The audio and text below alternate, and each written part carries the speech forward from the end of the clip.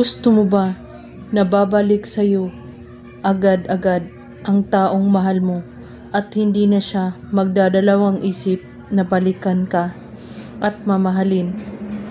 Ito ay madaming gumagawa at talagang mabilis ang bisa nito. Ang kailangan lamang dito ay ang kanyang damit na gamit or sinuot na niya na di pa nalalabhan. Puting kandila, papel, panulat at larawan niya. Sindihan ang kandila at ilagay sa inyong harapan.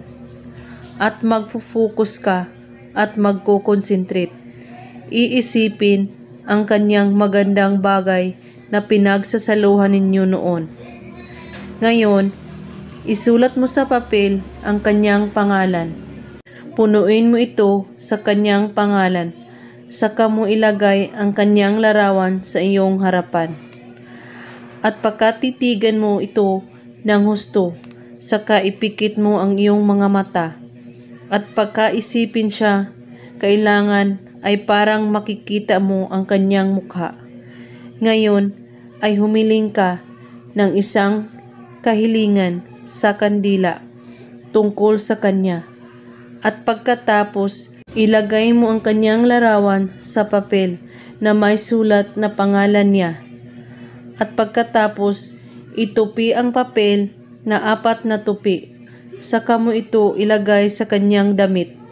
At hawakan mo ang kanyang damit at banggitin ang kanyang pangalan at ang inyong mga kahilingan. Saka ihampas ito ang damit niya sa inyong haligi ng bahay ng 3 beses. Kada hampas, banggitin ang kanyang pangalan at ang iyong kahilingan. At pagkatapos, itupi ang damit at hayaan ang larawan na sa loob ng damit.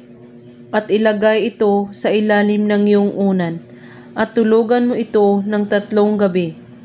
At pagkalipas ng 3 gabi, itago ito sa lugar na walang makakakita nito o makakaalam.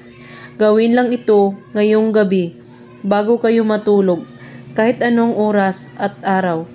At kung may katanungan po kayo ay magko-comment lang po sa ibaba. Maraming salamat sa panunood. May God bless us all.